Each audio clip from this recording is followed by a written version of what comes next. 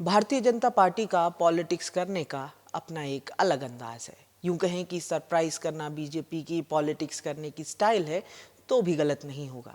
नितिन नवीन की कार्यकारी अध्यक्ष पद पर घोषणा हुए अब कुछ घंटे हो चुके हैं।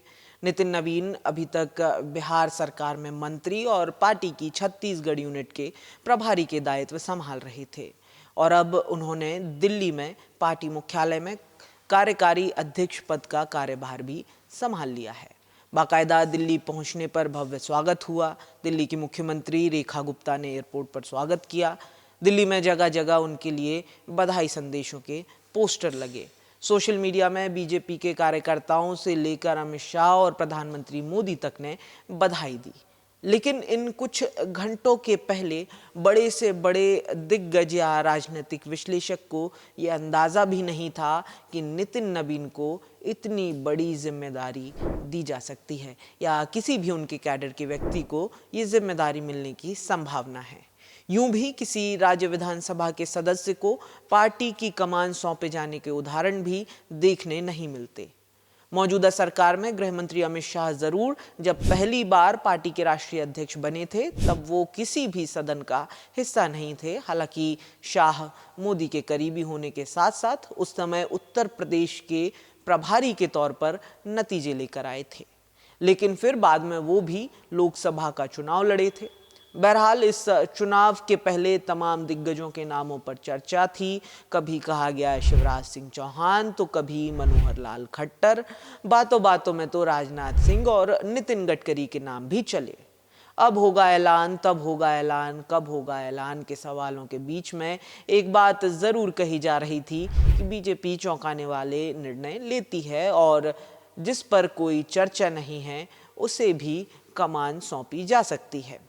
वरिष्ठ पत्रकार और राजनीतिक विश्लेषक राजदीप सरदेसाई के शब्दों में कहें तो किसी भी राजनीतिक विश्लेषण में किसी ने उनका यानी नितिन नवीन का नाम तक नहीं लिया।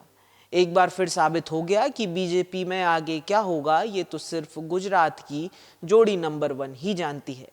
ये बात राजदीप सरदेसाई ने अपने एक सोशल मीडिया पोस्ट में कही। खैर, ये कोई पहली बार तो था नहीं कि किसी अप्रत्याशित चेहरे को बीजेपी ने मौका दिया।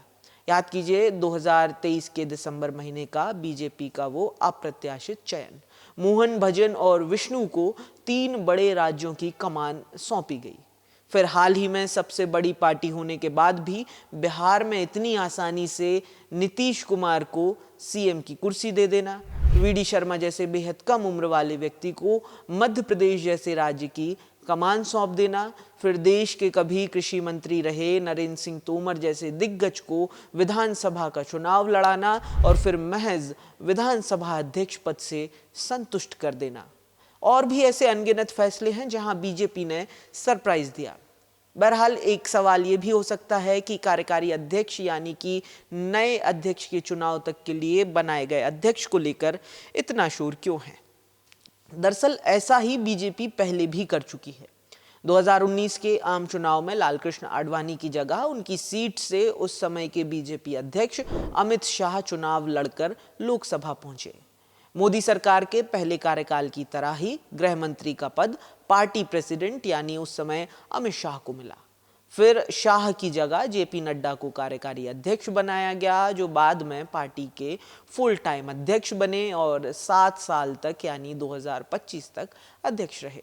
अगर बीजेपी इसी पैटर्न को अपनाती है तो एक बार फिर कार्यकारी अध्यक्ष ही राष्ट्रीय अध्यक्ष चुने जाएंगे। शायद इसीलिए नितिन नवीन के कार्यकारी अध्यक्ष बनने के बाद विपक्ष लगातार मेरिट और अध्यक्ष पद पर चुनाव की प्रक्रिया को लेकर हमलावर हो रहा है। किसी ने कहा पार्टी पर परोक्ष कंट्रोल के लिए फैसला है, तो कभी पूछा जाने लगा कि किस चुनाव प्रक्रिया से ये फैसला हुआ, तो पर्ची वाले अध्यक्ष के तंज भी इन्हीं कुछ घंटों में कसे गए। बहरहाल अगर कार्यकारी अध्यक्ष फुल टाइम अध्यक्ष बनते हैं तो 45 साल के नितिन नवीन अब तक के बीजेपी के सबसे कम उम्र के राष्ट्रीय अध्यक्ष होंगे। अब तक बीजेपी के 45 साल के इतिहास में 14 राष्ट्रीय अध्यक्ष रह चुके हैं। इनमें जब पार्टी का गठन हुआ तब अटल बिहारी वाजपेयी की पहले अध्यक्ष 1980 से लेकर 46 तक रहे। उस समय उनकी उम्र 55 साल की थी। जबकि उनके बाद दूसरे अध्यक्ष लाल कृष्ण आडवाणी बने। आडवाणी 3 बार पार्टी के राष्ट्रीय अध्यक्ष रहे। जब आखिरी बार आडवाणी 2004 में अध्यक्ष बने तब उनकी उम्र 76 साल थी, जो अब तक के सबसे बुजुर्ग अध्यक्ष रहे। जबकि 2014 में 49 साल के अमित शाह अब तक के सबसे कम उम्र के अध्यक्ष रहे हैं। वहीं बीजेपी के पहले अस्तित्व में आए जनसंघ के राष्ट्रीय अध्यक्ष जब अटल जी बने, उस समय वो भी महज 45 साल के ही थे। यानी नितिन नवीन का चयन पार्टी फुल टाइम के लिए करती है तो उम्र के लिहाज से जनसंघ से लेकर बीजेपी तक के सफर में सबसे युवा अध्यक्षों की सूची में नितिन नवीन अटल बिहारी वाजपेयी के साथ शुमार होंगे।